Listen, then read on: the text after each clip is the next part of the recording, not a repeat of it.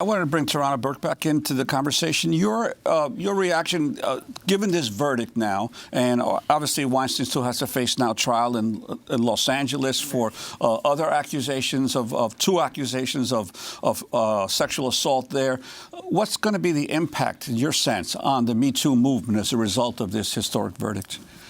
What I'm trying to do, and I think what those of us who are on the ground doing this work are trying to do, is use this as an example of why we have to examine the larger systems. I really don't want people to rest on this verdict as an indictment of the whole movement, or a victory even for the whole movement, or to think that our work is done. What we have to do is look at people like Harvey Weinstein and unpack it.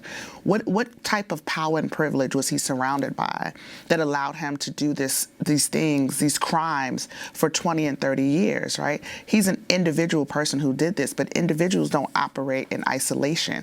You cannot, you don't become Harvey Weinstein overnight without having systems of power around you to keep you in that position. So really, as the new trial happens and as we get to his sentencing, we're going to keep a close eye on that, but use that as an example to talk about the larger issue of sexual violence and how it affects people who aren't in positions like Harvey Weinstein, or who aren't actresses in Hollywood, or people who have access to the same kind of resources. And what we've seen with a lot of these cases, not just with Harvey Weinstein, but with Jeffrey Epstein, that there were people around them that were perfectly aware of what was going on and helped to facilitate his crimes, in effect. But there's been no prosecution or attempt to go after these folks. No, and there has to be accountability across the board. Yes, the person who perpetrated the crime needs to be accountable for the harm that they caused.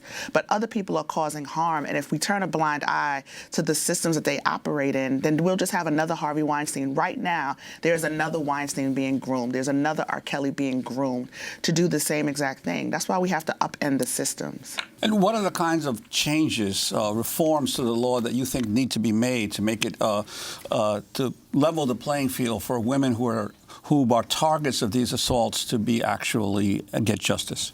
Well, some of it is around statute of limitations, right? There's a lot of conversation across the country around the statute of limitations. We've just seen New York roll back and make this window so that people who have institutional violations can come forward and prosecute, bring claims. So we have to look at the different ways.